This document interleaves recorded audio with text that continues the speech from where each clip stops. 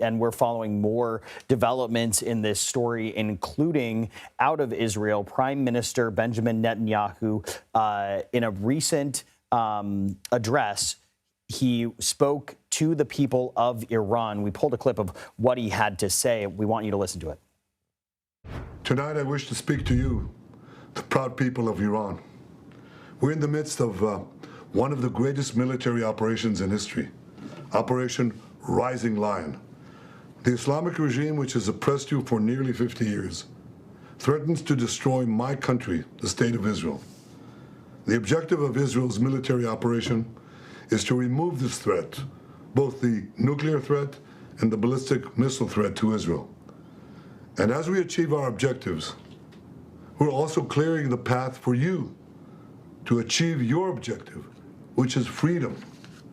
In the past 24 hours, we've taken out top military commanders, senior nuclear scientists, the Islamic regime's most significant enrichment facility, and a large portion of its ballistic missile arsenal.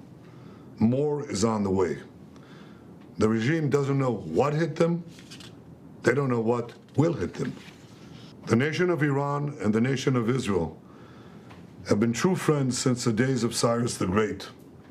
And the time has come for you to unite around your flag and your historic legacy by standing up for your freedom from an evil and oppressive regime.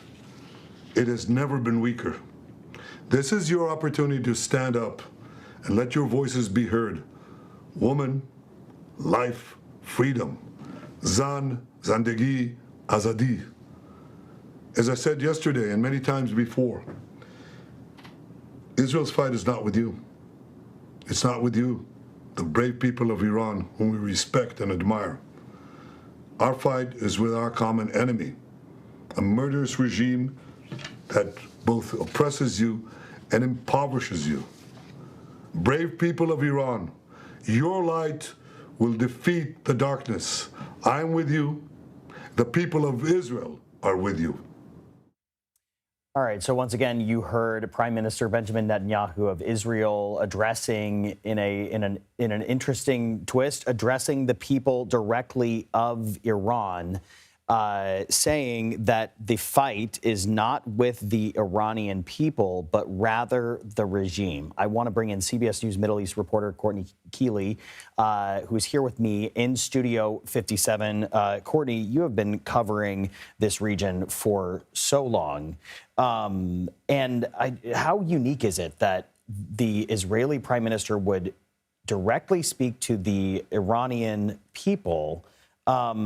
And how do you square this message that this war is not with the Iranian people, but rather with the regime when missiles rain down on densely populated areas of Iran just in the last 24 hours? Right. And the thing is a source told me who's been covering Iran since the revolution of 1979. So I'll defer to him. He said to me, you know, the Iranians are anti-regime, but they're also nationalistic. You're pummeling their country. Would that drive them into the arms of the regime? Doubtful into the arms of regime, but not necessarily listening to Prime Minister Netanyahu or having any truck with the Israelis who are bombing them. So Netanyahu can speak to them and speak to their movement for women's rights and their movement for human rights, but I don't think that's going to sit well with normal Iranians.